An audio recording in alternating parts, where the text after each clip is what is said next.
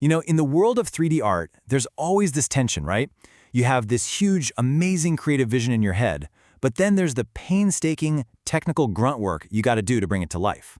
Well, today, we're going to look at a powerful new bridge that spans that gap, using AI to automate the tough stuff right inside Blender. It's about turning a simple conversation into an incredible creation. So if you're a 3D artist, this probably hits close to home. You've got this vision for a massive, sprawling forest or a dense city, but then reality sets in. You're faced with placing every single tree, every rock, every single building, one by one by one.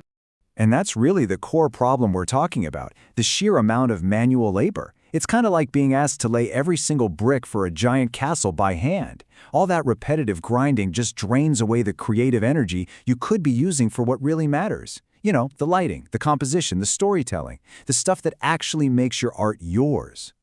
And here it is, the manual grind in all its glory. Just look at these steps. You select an object, you duplicate it, you move and rotate it a little, and then you do that again. And again, potentially thousands of times. It's a workflow that has to be precise, but man, is it repetitive. And it's exactly what we're looking to change. So what if you could just offload all of that? What if you had a creative assistant that could totally handle the tedious parts, that understood what you wanted and just did it? Imagine being freed up to focus only on the big picture, on the art itself. And that's where the Anthropic prompt library comes in. The best way to think about it is like a super smart translator. It lets an AI model, in this case Claude, understand your normal conversational requests and then turn them directly into the Blender Python scripts that get the job done. It's all about turning your artistic intent into code that actually works. And wow, this slide really shows you the before and after. On the left, you've got the old way. You're staring at a wall of intimidating Python code. For so many artists, that's just a massive barrier.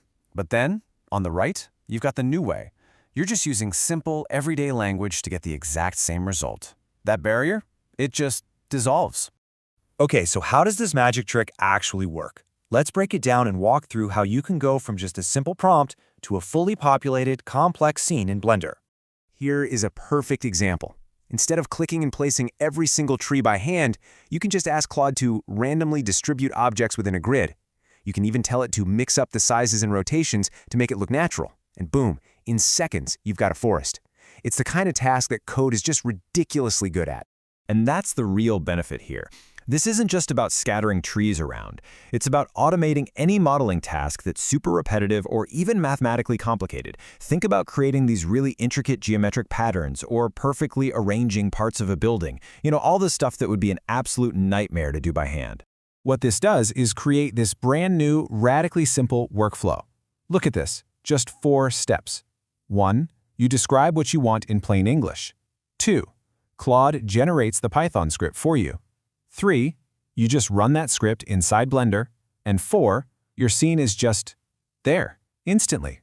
It's really that straightforward. So let's zoom out a little. What does this mean for the big picture?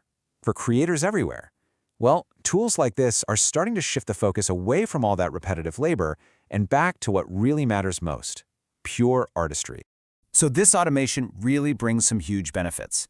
You can automate all those technical headaches, you can fill up massive scenes in a flash, and you can create these super complex layouts with ease. But honestly, the most important benefit is that last one. It frees you up to spend less time on the grind and more time on what makes the art great: the lighting, the story, the soul of the piece.